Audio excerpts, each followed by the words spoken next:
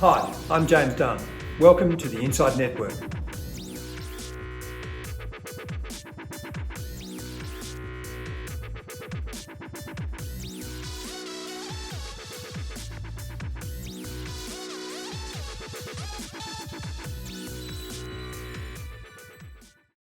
Welcome to INDepth, where we're discussing sovereign funds meeting new challenges. And joining me today to discuss this question is a very special guest, Martin Franc, CEO of Invesco Australia, to discuss the firm's global sovereign asset management study.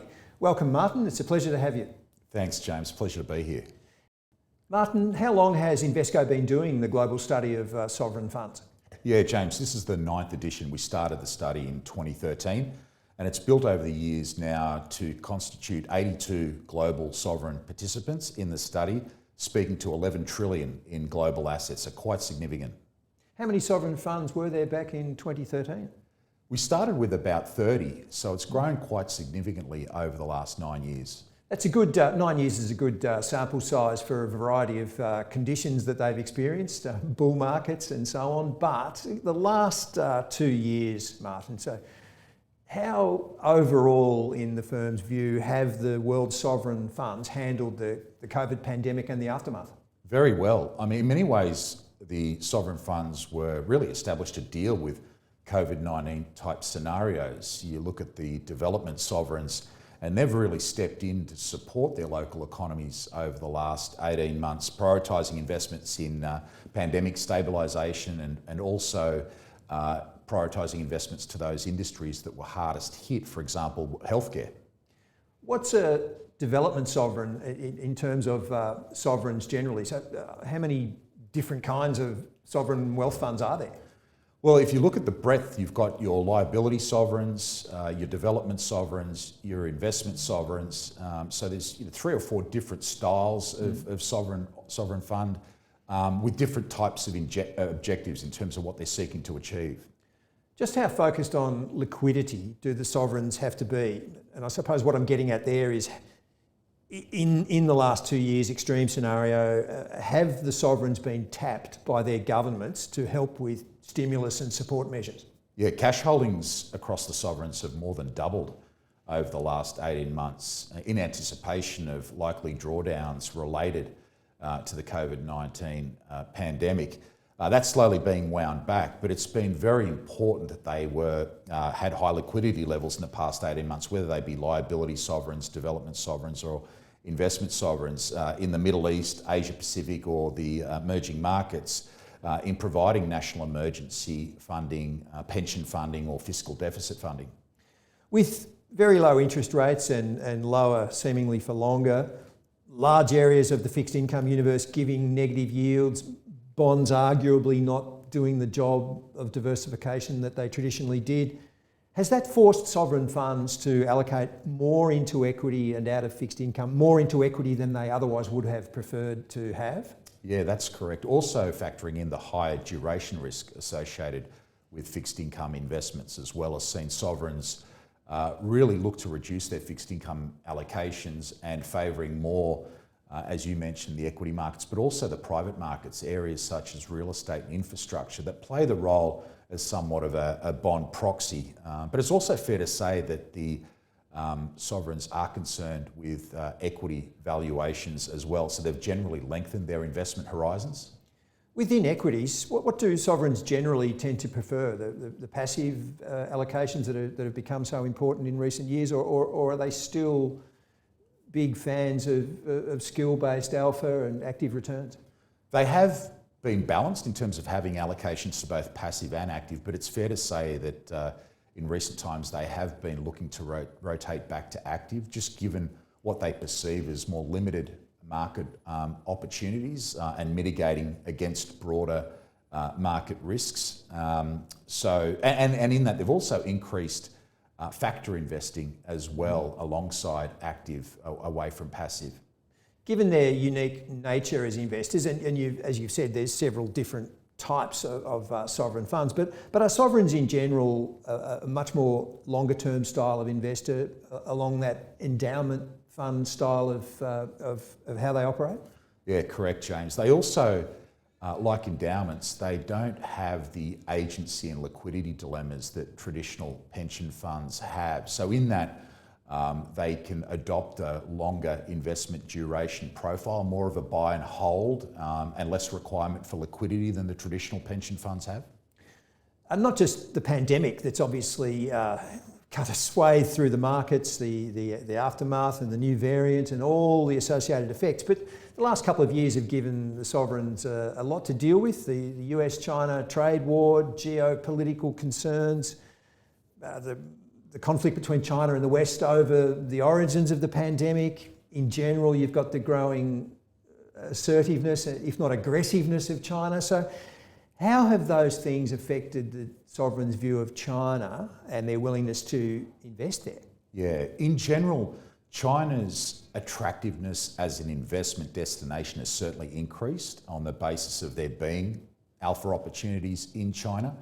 Your point's well put, though, that the geopolitical risks are somewhat of an obstacle to that, or a challenge to that investing in China, particularly the US-China trade tensions. So it's fair to say that at this point, it's more the non-Western sovereigns that are likely to increase their exposure to China in the short term versus the Western sovereigns. You mentioned before the sovereigns extending into real assets and infrastructure. I'm interested in a lot of office tower owners, for example, are concerned about whether the changes we've seen to work practices during the pandemic, whether they become entrenched. So as big office tower owners, how do you think the sovereigns view that? Yeah, I think, James, sovereigns still see the Western markets as an attractive destination for property exposure and property investment. But your point's well put. With the onset of the pandemic and the impact that's had on office and the retail segment as well in the property markets, that interest has increased into the more non-traditional segments of the property market. So areas such as self-storage, logistics, data centres are increasing in terms of their attractiveness for sovereigns as an investment in the property sector. That said, though, office is still seen as an attractive core real estate investment in the gateway cities of the Western markets. So your Sydney, New York, Tokyo, and so on. In areas like real estate and infrastructure, do the sovereigns prefer direct activity or through managers? Predominantly, it's direct, and usually that's through co-investment. But having said that, there are sovereigns that will still invest through funds, through direct real estate funds. But increasingly, it's more around co-investment. What about ESG, which is obviously a massive wave changing the investment markets? Are sovereigns, were sovereigns at the forefront of that, and are they still? And within that, do they view ESG through the risk lens or as a driver of returns? Yeah, it's increasing in focus across the board. Integration is somewhat slower with regards to ESG, but there's general unity on the view that sovereigns need to play their part in lowering carbon intensity. Also, key is better and stronger stewardship in proxy voting, in engagement. But the ESG lens is shifting from one of just straight out risk management to one of responsibility. So that is, really moving the lens or the spectrum of ESG from one that's purely around measured outcomes to one that is really having ESG as a genuine part of the sovereign DNA. I'd imagine they'd come under a bit of political pressure if there's backlash about the potential costs of decarbonisation, and politicians running scared that they might point to that kitty of money over there in whatever country we're talking about and say, why doesn't our sovereign fund help us with that? Yeah, it's a great point. It's also remembering too, it's somewhat of a journey, this move to really, I guess, from a sovereign perspective, to contribute to the sustainable growth of the global economy, not just the growth, the sustainable growth. But you want to remember, you don't want to leave society behind. So it's somewhat of a journey. The poorer countries in the world, such as India, are still going to be heavily reliant on fossil fuels, given how expensive renewables are. So it's important that this journey is not just one that is necessarily uniform in terms of one straight path, that there needs to be a recognition that as part of this path to ESG and net zero, that we're not leaving society behind anywhere in the world here. Are there any conflicts with politicians and governments on the one hand when it comes to a situation like climate, and the sovereigns on the other, Martin, where they've been set up, obviously given independence, but with scenarios like decarbonisation, and it could cost more than some politicians expect. So is there the temptation on the part of politicians to look at that pool of money in whatever country we're talking about and say, oh, wow, there's our sovereign fund can help us with that. Yeah. We want to spend the money, it can come from them. And is there any conflict with the sovereigns having to say, hang on, up to a point, because we've got a specific investment purpose that we always have to stick to? That's exactly right, James. There's the nuance in there, is that these sovereigns are set up with specific, explicit investment objectives that they have to meet. So it's kind of how you can synergise the two, really.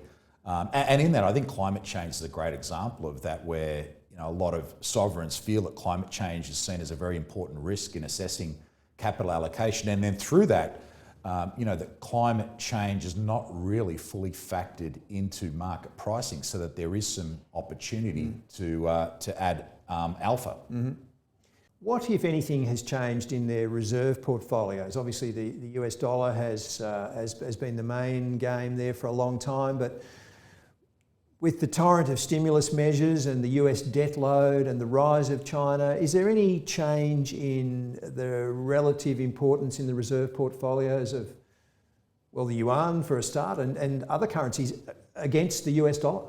Yeah, absolutely, James. I think that's one of the really prominent points that's come out, particularly around the global central banks in the studies, that the rising US debt levels and, frankly, the rise of China has really sought to have the sovereigns diversify their reserves and their allocations to other currencies. So now more than half of the central bank's reserves hold RMB, and the US dollar share of reserves has dropped now to a 25-year low. Wow. What about in areas such as gold? Are they still relatively large holders of gold, or are any of the sovereigns actually prepared to look at crypto to fill similar roles? Yeah, gold, they're still quite large holders of gold. I think crypto is an interesting area. I think it's another area that is one they're keeping an eye on. I don't think there's been a lot of explicit exposure or dollars invested by the sovereigns into crypto at this point, but it's certainly an area on watch for the sovereigns, yeah. Let's talk about Australia's sovereign fund, the Future Fund. You mentioned before there's different kinds of sovereign funds, and the Future Fund does have a kind of a different birth with a different sort of set of objectives than other sovereign funds. But just in general, compared to its peers, how does the Future Fund go about its business in Invesco's view?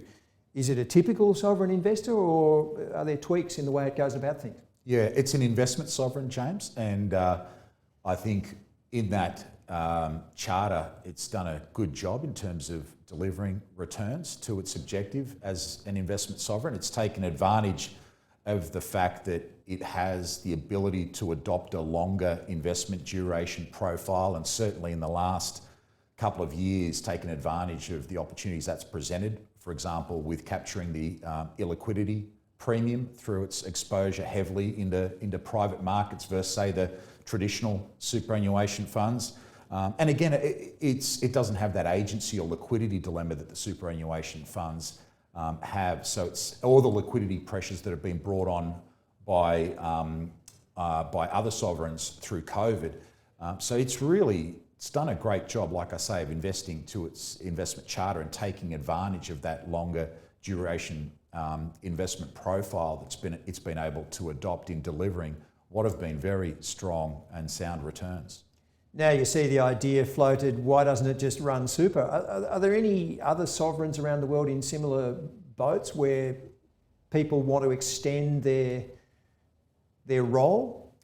Yeah, I don't think so. It's an interesting one here that, the arguments come up about the Future Fund being potentially Australia's default superannuation funds. It's not really an apples with apples comparison, because as I mentioned before, the future fund doesn't have those agency or liquidity dilemmas that the traditional super funds are currently experiencing or have to experience as part of their charter. So it's not really an apples with apples comparison, to be honest.